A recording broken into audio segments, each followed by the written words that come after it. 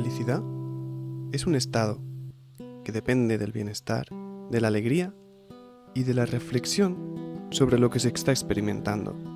Cuando hay felicidad, nuestro cuerpo recibe unas señales que indican que nuestra vida está bien, que de algún modo la vida está progresando. Sin embargo, muy a menudo nos resulta difícil conectar con estas señales. ¿Qué son las emociones? Las emociones son sensaciones que forman parte de un mecanismo del organismo para verificar cosas. Por ejemplo, las más primarias serían, que la gente no lo reconoce como tal, pero son realmente emociones: el hambre, la sed, el frío, el calor. El miedo también es otra emoción. El miedo nos previene de situaciones que pueden poner en peligro nuestra vida, ¿no?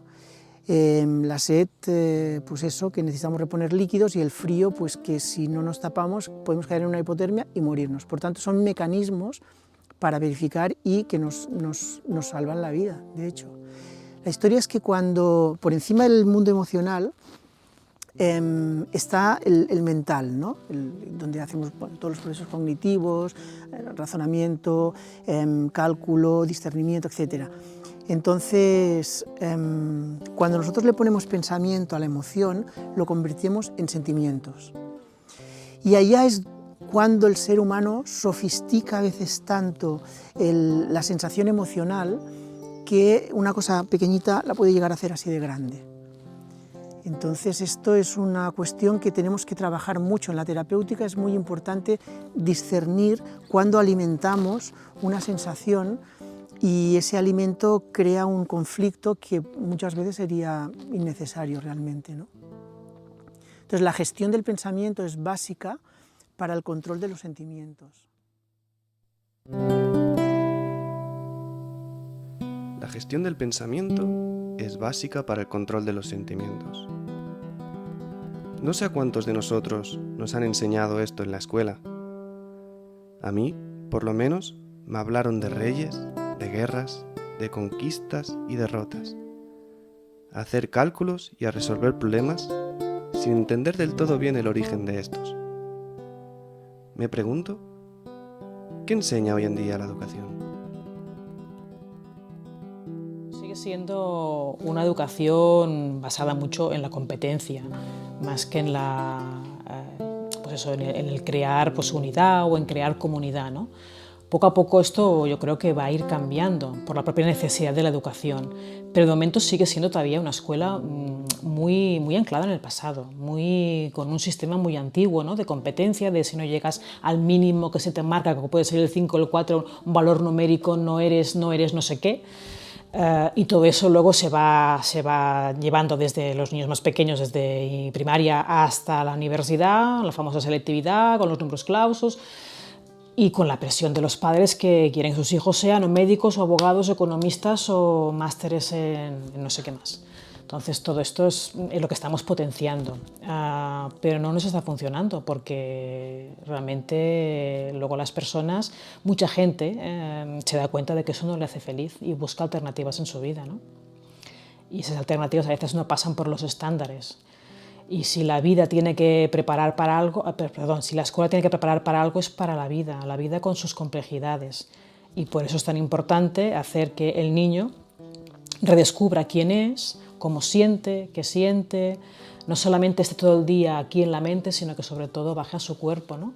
Y cuando descubra quién es él, cómo es él, seguramente le será mucho más fácil comprender qué ha venido a hacer aquí. Y cuando sepa qué ha venido a hacer aquí, cuál puede ser su misión o cuál puede ser su huella, ¿no? Para dejar un mundo mejor del que él encontró cuando nació, pues eso es lo que le va a llevar a la felicidad, a sentirse pues esa felicidad, ese bienestar. Quizá la palabra felicidad es muy amplia y es demasiado abstracta, ¿no? Y parece que la felicidad dicen que solamente son momentitos puntuales a lo largo de la vida, ¿no? Pero ese bienestar, ¿no? Es encontrar un sentido a la vida, porque mucha gente sufre porque no le encuentra un sentido a su existencia y se pasa años buscando ese sentido, sin rumbo fijo. Pues eso, la escuela, aparte de dar conocimientos y dar estrategias y hacer que los niños convivan y aprendan a coexistir, ¿no? Debe facilitar que el chico encuentre o la chica encuentre esa misión de vida, creo yo. ¿Realmente sabemos quiénes somos? Vamos de aquí para allá, siempre con prisas, con obligaciones, con la mochila llena de cargas, cumpliendo constantemente con nuestro rol social. Dicen que somos lo que comemos, pero tanta prisa tenemos que hasta la comida es rápida. ¿De qué nos nutrimos?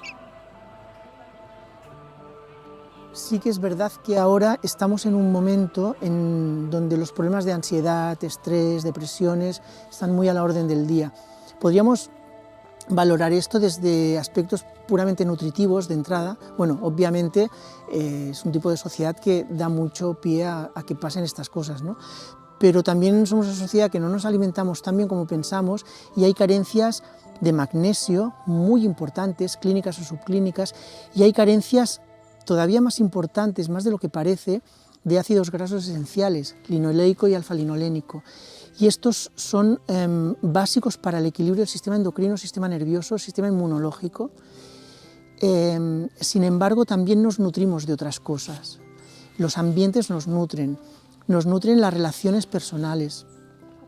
Entonces, por ejemplo, aquí en medio del bosque nos nutrimos de oxígeno, de ionización negativa de ese oxígeno, que es el que justamente respiramos y el que favorece los procesos de la respiración, y además de los aromas que sueltan las plantas y de esta frescura que también es muy óptima en el proceso respiratorio y va muy bien por extensión para el sistema nervioso.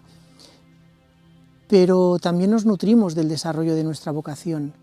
Todo esto nos nutre o, si no lo tenemos, nos puede desnutrir, porque no solamente nos nutrimos a nivel físico, sino a nivel mental y a nivel emocional.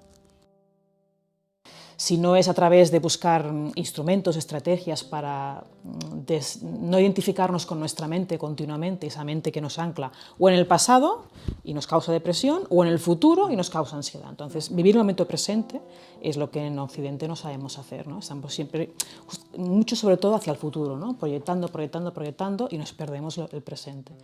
Y eso crea, pues eso, lo que te decía también de los adolescentes, una impulsividad, una angustia, una ansiedad vital, que como no demos un respiro, como no nos sentemos, nos separemos de esos pensamientos mentales, no podemos gestionarlo adecuadamente. Llega un momento que se nos come la vida.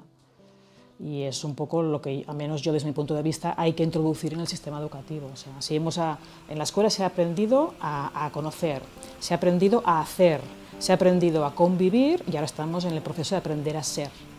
Y en ese aprender a ser hay un trabajo que hacer en cuanto a la interioridad, en cuanto a que cada uno se descubra a sí mismo, en cuanto a que sepa gestionar su inteligencia intrapersonal y la interpersonal, ¿no? Porque ahí es un poco donde estamos viendo más problemas. Hay mucho sufrimiento emocional.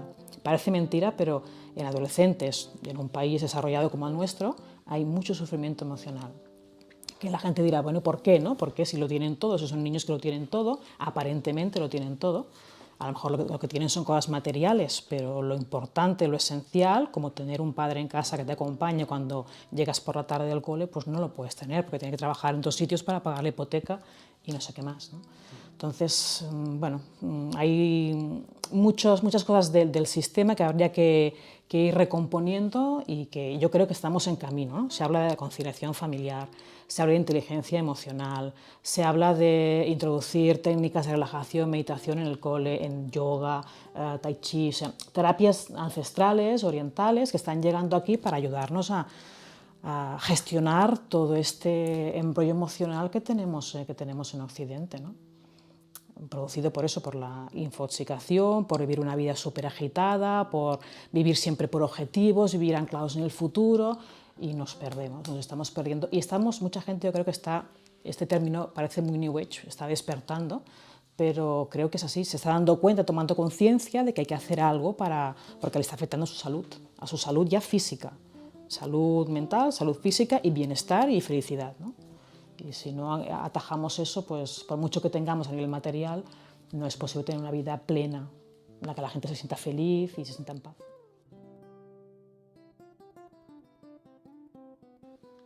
La vida ha existido en nuestro planeta durante miles de millones de años. Y esta vida, al igual que la nuestra, la de cada planta, animal o microorganismo, debía ser regulada por un proceso natural. Este proceso se conoce como homeostasis. Es una palabra que significa homeostasis, ¿no? Equilibrio interno del cuerpo humano. Ese equilibrio interno del cuerpo humano depende de que toda una serie de cosas que ocurren dentro nuestro ocurran de la manera más equilibrada posible. ¿Y cuáles son estos elementos? Que haya una correcta temperatura en mi cuerpo. Esta temperatura en el cuerpo humano está entre 36,5 y 37. Por otro lado, debemos tener una cantidad adecuada de minerales disueltos en nuestro organismo, que son todos muy importantes. Aunque estén en muy pequeñas cantidades, todos son muy importantes. Después, evidentemente, que haya una cantidad adecuada de oxígeno, ni más ni menos. Después también es muy importante, por otro lado, una correcta presión de los fluidos.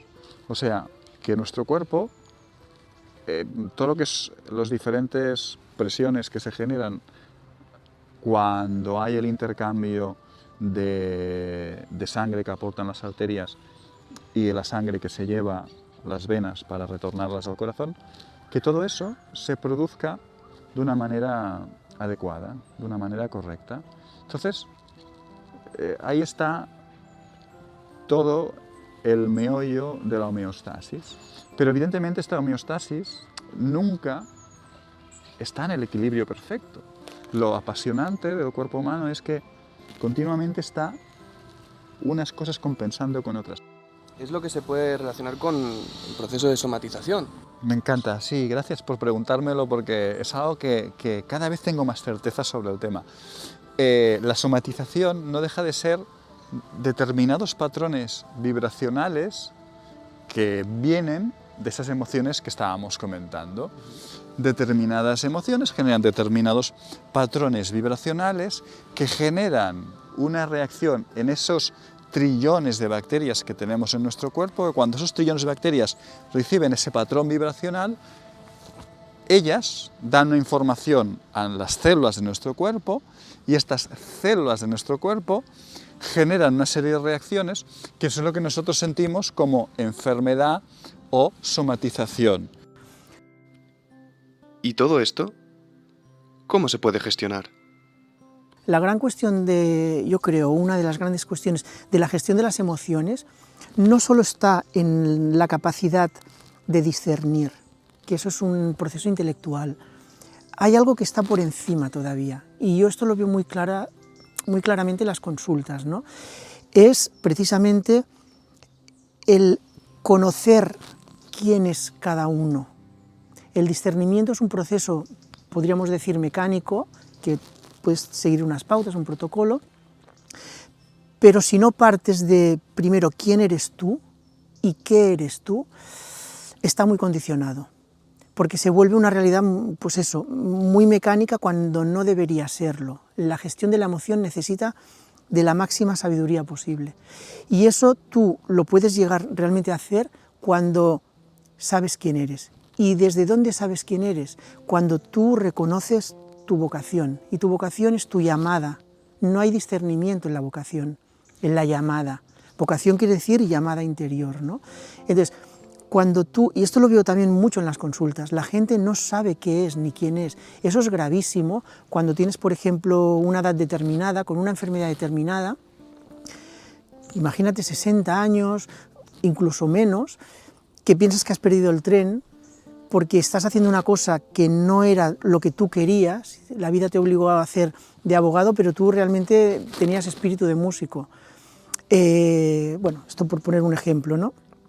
Y entonces la gente no vive realmente desde lo que es, ¿vale? Son pájaros haciendo de gacela o haciendo de ardilla, sin embargo son pájaros. Entonces, la clave yo creo que en la pedagogía y la terapéutica es hacer descubrir quién es cada persona, darle categoría, crear proyectos a partir de ahí, y eso es una de las mejores cosas para gestionar el mundo emocional.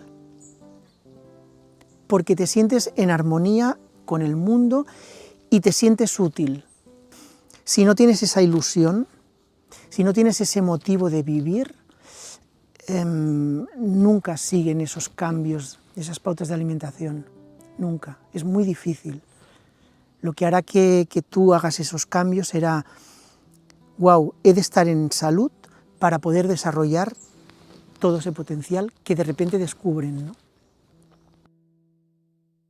A nivel emocional, yo estoy muy esperanzada de cara al futuro, porque sé que este despertar que está habiendo de la inteligencia emocional, de todos los recursos que se creen que en la escuela hay que implementar para que los chicos y las chicas tengan un bienestar emocional, una higiene mental mucho mejor que la nuestra, esto va a ir en aumento, esto está ya aquí para quedarse. Entonces, en ese sentido, bueno, soy ansiosa en el sentido de que me gustaría que fuera ya y ver resultados más inmediatos, ¿no? Pero sé que este es el camino que hay que seguir y que poco a poco se va a ir implementando en todos los centros educativos. También necesitamos la colaboración de la administración. Hasta ahora no cree mucho en estos proyectos, pero poco a poco, cuando vea, ¿no?, pues la necesidad y vea que en escuelas piloto en la que se está llevando a cabo esto funciona y esto revierte en menos problemas de conducta, en menos problemas de convivencia. Muchas veces me han preguntado, porque entonces, claro, todas las terapias emocionales, la nutrición, claro, entonces, que lo cura todo. No, no, es que no hay nada que lo cure todo. Hay muchos factores que están ahí jugando, porque decíamos que la homeostasis son varios factores. Las emociones son muchas y muy mezcladas. Hay mucha gente que es capaz de gestionar sus emociones, entrar en parasimpático, y en el parasimpático es el que me ayudará a regenerar las células y lo podrá conseguir, pero hay gente que no. Entonces, al final, vamos a morir todos vamos a morir, unos antes, otros después. Lo importante es ese proceso durante el cual yo estoy viviendo, intentar vivirlo de la mejor manera posible y que cuando me muera lo más sano posible, que me muera porque mis células digan hasta aquí, un proceso que se llama apoptosis. Hasta aquí, ya te vas, vale, pues adiós, pero me muero sano, feliz y contento. Deberíamos un poco ir hacia allí. Lo malo del proceso es que entramos en muchos procesos de dolor y sufrimiento. Mi sueño, tengo un gran sueño. Mi visión es que yo soy diplomado en enfermería, enfermero, y mi visión es que mis compañeros enfermeros y enfermeras de todos los países del mundo se aburran y que tengan muy poco trabajo. ¿Por qué? Porque lleguemos a un punto en el que la humanidad sea capaz de autoconocerse y de entrar en todos esos procesos que ahora estábamos comentando, conocerse, entenderse y ayudar a que las fuerzas que tenemos dentro nos ayuden a salir de cualquier situación en la que nos podamos encontrar, ya sea física, emocional, social, porque es que esto también es algo que afecta a las sociedades. Estamos grabando esto en una ciudad que se llama Barcelona, que han habido conflictos, estamos en el mes de diciembre del 2019, y hace poco han habido muchas movilizaciones sociales en esta ciudad, en Barcelona. Eso también es reflejo de ese dolor que tenemos dentro, esas emociones mal gestionadas. Si todos viviéramos en paz interior, si todos estuviéramos viviendo la vida que realmente queremos vivir, ¿creemos de verdad que entraríamos en conflicto con el que tengo al lado? No, porque yo ya sé quién soy, yo ya estoy feliz. Mis células están vibrando de felicidad, generando neurotransmisores que me generan felicidad. Si yo estoy feliz, ¿voy a quererme pegarme contigo? ¿Voy a querer discutirme contigo, Tony?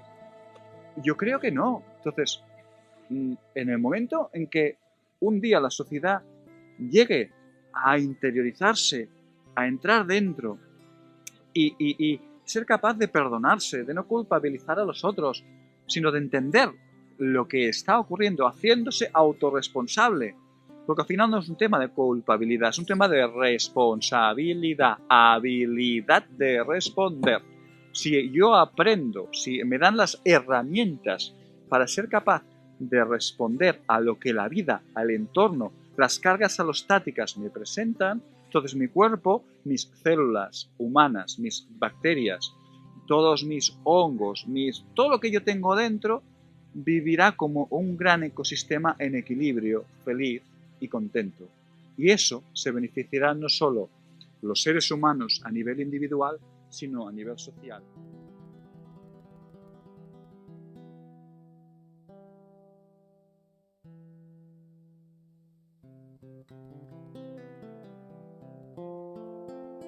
¿Qué es para ti un sabio, Raúl? A mí me gusta para ilustrar al sabio, me gusta contrastarlo con, es una historia que me monto yo, que igual, con la sabiduría con la erudición, ¿no? Para mí un erudito es alguien que tiene que saber leer, escribir, sabe mucho de algo o de cosas, o de muchas cosas, pero que básicamente desde procesos intelectuales. Es imposible imaginaros un erudito que no sepa leer ni escribir. Sin embargo, sí que se nos hace fácil imaginar a un sabio que no sepa leer y escribir. Imagínate un hombre que vive en una tribu en medio de la Amazonía, que sabe mucho de su entorno, no solamente de las plantas, sino de la esencia que rige el todo. Y aquí está la clave para mí entre la erudición y la sabiduría. La sabiduría es un conocimiento mucho más profundo que está unido directamente a la vida. Un erudito no tiene por qué vivir la naturaleza, ni estar en la naturaleza, ni siquiera haberla pisado nunca y no haber salido de su ciudad, ¿no? Sin embargo, el sabio realmente está conectado a la esencia que rige todo lo que es, por ejemplo, un bosque, el mar, etcétera, ¿no? La naturaleza en sí misma. Y eso es un poquito la historia. El erudito, con el tiempo, puede ir degenerando, se le puede ir degenerando los procesos cognitivos, porque el cerebro es una máquina que con el tiempo pues, se va desgastando, etcétera, va envejeciendo. Sin embargo, el sabio siempre está conectado, es un conocimiento no intelectual, aunque haya intelecto también, pero no es intelectual. Entonces, cuando hablamos, por ejemplo, en la carrera de filosofía, cuando hablamos de filosofía, el concepto es amor por la sabiduría. Yo me pregunto cuántas horas de bosque, de conexión con la esencia de lo natural, hay en la carrera esta, ¿no? Y es una pregunta interesante, ¿por qué no se hace? Entonces, ¿realmente salen filósofos de las universidades o salen eruditos sobre conocimientos concretos? ¿Qué pensaría Pitágoras, imagina, o Sócrates? Incluso Spinoza. La clave es la vivencia. El erudito no siempre vive lo que sabe, no tiene ni por qué vivirlo, pero el sabio siempre es ejemplo vivo de lo que sabe, de su conocimiento profundo. Y ahora, compartirlo o no, pues dependerá. Siempre depende del receptor. Ha de haber un receptor, digamos, en condiciones para poderlo captar. Por eso muchas veces al sabio no lo ves, el sabio no destaca, el sabio no está saliendo por la televisión, ni en los libros, ni nada. Es muy importante que nosotros utilicemos este concepto, esta idea, para caminar hacia eso, ¿de acuerdo? Porque yo creo que es lo que va a hacer que el ser humano traspase este momento, la conciencia del camino de la sabiduría.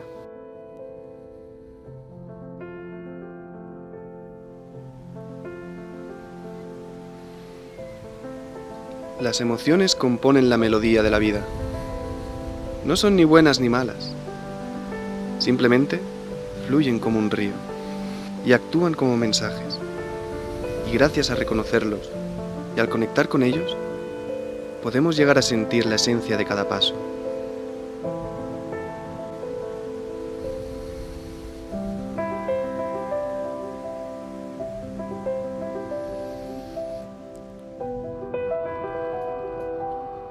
Y en ese ir y devenir del transcurso del camino vital, debemos tomar conciencia de estas señales para alcanzar el equilibrio necesario que ayude a afrontar óptimamente los retos venideros de nuestra humanidad. qué importante es aprender a caminar y qué importante es aprender a sentir.